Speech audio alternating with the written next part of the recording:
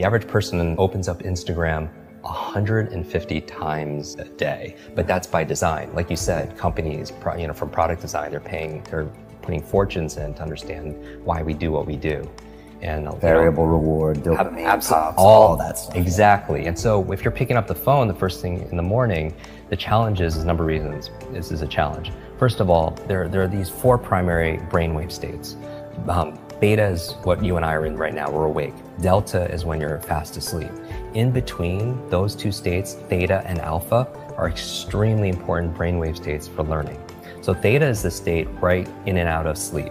Theta is the state that we call creativity. When you are your most creative, usually it's coming because you're in this theta state. And you know this, when you're in and out of sleep, or you're close to you're so deep, your mind goes and you come up with ideas. You know what puts you in a theta state? Are showers.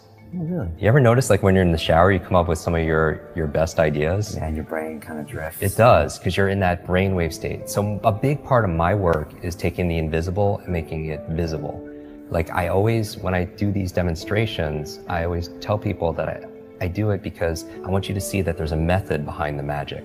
That when somebody does something that's extraordinary in athletics, in education, in technology, with the human body, there's always a trail, because genius leaves clues. Above theta, though, is the state called alpha, right below beta, where you're most aware and awake.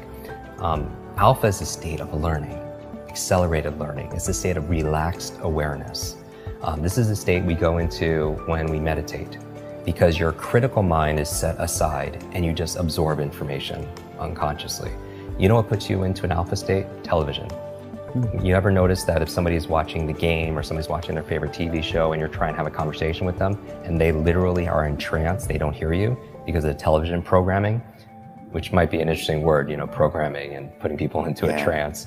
But that's the alpha state. That's where information is just going inside your mind. So we train people how to learn languages faster and learn facts better by putting them into an alpha state, a relaxed state of awareness. And we can do that by design. And people don't realize this. And this is the whole thing. I really think this should have been taught back in school, because school was a great place to learn what to learn.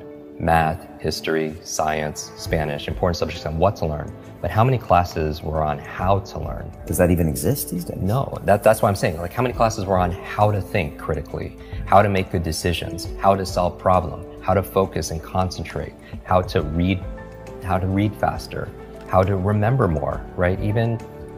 They teach you 3 R's in school: reading, writing, arithmetic. But what about remembering? What about recall? What about retention? Right? Socrates says there is no learning without remembering.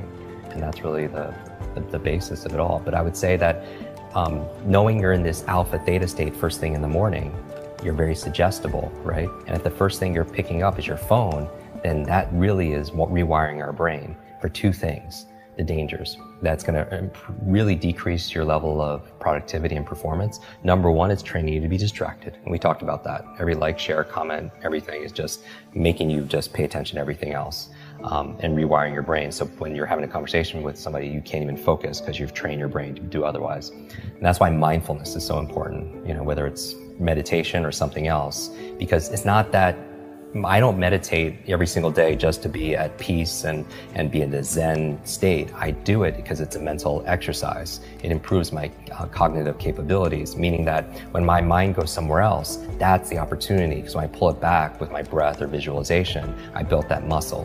Because here's really the basis of my work is really about taking nouns and turning them into verbs. So what do I mean by that? It's like so many people, they wake up and say, oh, I hope I have energy today, or I have motivation today, things that they have, right? I have creativity so I can write today or make videos, or I have memory, or I have focus or concentration. Those aren't things you have, those are things you do. And so you don't have love, you do loving things. You don't have energy, you do things that give you energy. Just like that applies, same thing with learning. You don't have focus, there's a process for doing focus. You don't have a memory, there's steps to improve your memory or to remember things better. Creativity is not something you have, there's actually a process for creativity. So you should never suffer from writer's block or anything else like that, because that's where if you don't understand how you work, when I was talking about self-awareness and understanding ourselves, I think if somebody wants to improve their esteem, the self-esteem overnight, just study your brain. Like you'll get a boost of confidence and pride like instantly, because it is the most incredible, I don't even know what to call it, a device, a supercomputer, what, in the whole universe. It's not just about going out to Mars and all these other places. I want to go in here, because this controls what? Everything, our careers, our income, our health, our relationships, whether or not you get, complete. We were talking about this before our conversation here. When you're training for Ironman and triathlons and everything else, is how much of it is mental. Like we know, like everyone knows what to do, but do they do what they know? Because common sense is not common practice. And it's a myth that knowledge is power. Knowledge it has the potential to be power, but it only becomes power when we use it, when we apply it. Like people think they should get points for buying books and sitting on their shelf, and it just sits there and becomes like shelf help, not self-help, right? Self-help, yeah. Or somebody will go and learn something. They'll listen to a podcast like this or a show, or they'll go to a conference. They'll pay all this money, but they don't do anything with what they learn. And part of it also is because they forget it. Everyone knows there's a learning curve, but there's also a forgetting curve. Did you know, like the forgetting curve says that if you learn something once, within 48 hours, 80% of it is gone. 80%. So you listen to a show, you watch something, on YouTube, you go to a conference, you read a book, within 2 days, the majority of it is gone, because nobody trains us how to have. That's why memory is so important. And so the first thing, don't touch your phone, because it's training you to be distracted. The second thing is it's training you, rewiring your brain to be reactive. Reactive, meaning that you're in this relaxed state of awareness when you first wake up. You pick up your phone, you get one text with bad news, or one voicemail, or one email. And this has all happened to us. You're in a bad mood for the rest of your day, because you're so impressionable. You're in that hypnotic state, and it affects you. And you can never have a quality life with that, and be the best version of ourselves, be an elite mental performer or high performer when you're responding and reacting to everybody else. My friend Brendan Burchard says, an inbox is nothing but a convenient organizational system for other people's agenda for your life. And how can you have vision for your life? Like for me, the night before, like I did a whole episode on my morning routine, like 10 things I do every morning to jumpstart my brain.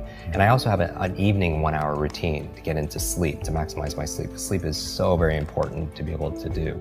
But one of the processes I do, besides, blackout curtains and cold and temperatures and breath and stuff, meditation, is I don't touch a screen, right? Because it creates blue light. And most people should know this. The screen on your laptop, your phone, everything else emits this blue light, which inhibits the melatonin production, which helps you to relax and go to sleep. So no screens.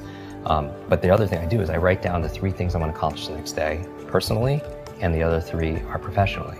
So now when I wake up, I have a vision for my life. Like this is a win today if I just get these 3 things done personally and 3 things professionally. And then when it comes to my phone, I don't touch my phone until I get at least 1 thing done. And that's my test. If I could just do that. And it's not always perfect, but it's about progress, right? Because practice makes progress, right? And there's never going to be a perfect. And I think people need to find what works for them. But I would say again, to step out is don't trust yourself as the expert instead of somebody else, and test it.